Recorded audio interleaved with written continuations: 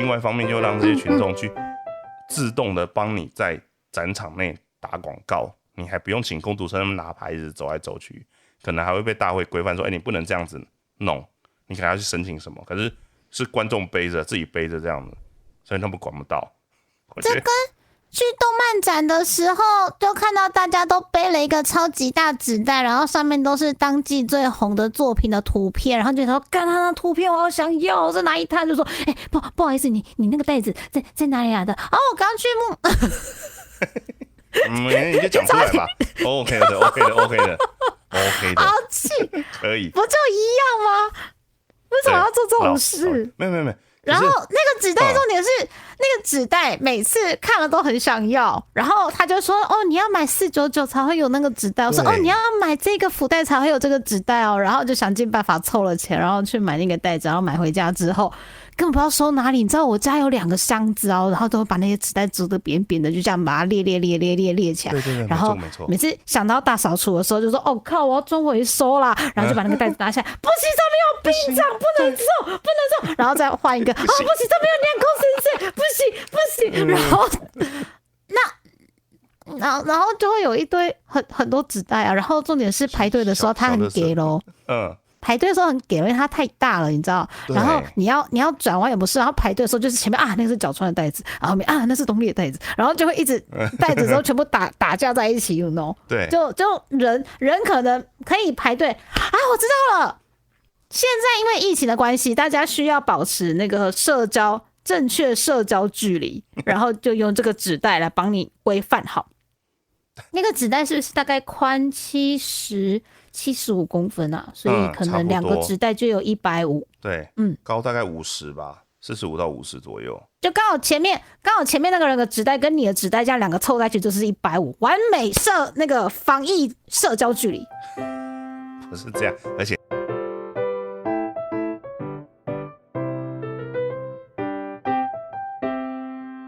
讲到这个，我每次都要拿这个出来编，就是某一年有某一家代理商代理了一部作品，叫做《学园末世录》。就是他是讲说，就是应该有看过啊，就是网络上面流传的片段，就是那个他某个女角的那个胸部会闪子弹那一部。子弹横向过去，然后它会交叉再交叉，然后刚好闪过子弹。OK 啊。重点不是这个，就是这不就是汝窑的极致吗？对，一般人很难达到境界。对。然后就是那一部的重点就是学员，然后僵尸、末日生存，然后加上一堆身材很好的女角。OK， 好，那它的宣传图的呈现方式就是那些女角，就是有几个女角就是Rumble 型杀，但是因为是打僵尸嘛。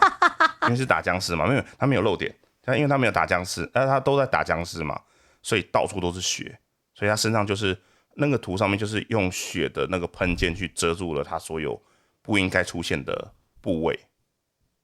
OK， 总之整个纸袋的图的构图是这样，然后我每次都就是那一次就看到就是会有妈妈带小朋友，然后去动漫节，然后可能买那家摊位的东西，有到达门槛，还有给他大纸袋。然后纸袋是妈妈背的，然后纸袋上面印的就是那个状态的美亚的图在上面，然后我就觉得，所以你有想过你妈妈的感受吗？就是那个袋子有分两面吗？比如说一面是男生看了可能会开心的图片，然后另外一面可能是女生看了会开心的图片。2面都是男生看了会开心的图片。从那照顾一下好不好？他同一部作品的大纸袋嘛。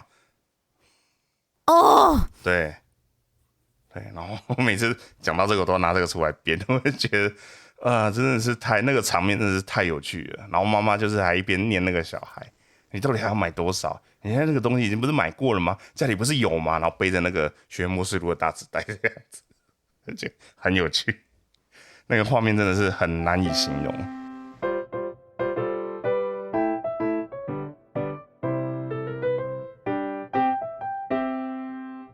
对，所以今天我大概都会用这种方式讲话，对，飘飘的，温温的，比较不花力气，不然那个声音出来真的是就是会有个卡住的感觉。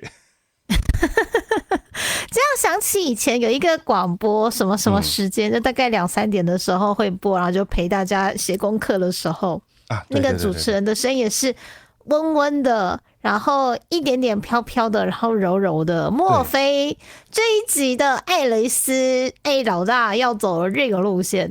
对，欢迎收听你怎么宅成这样深夜电台。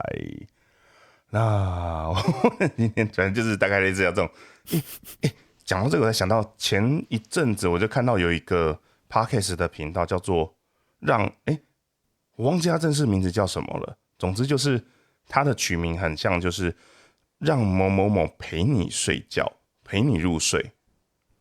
然后它就是让某某某陪你入睡。我忘了，反正还是就是让这个 podcast 陪你入睡，这样就是之类的好浪漫哦，节目名称。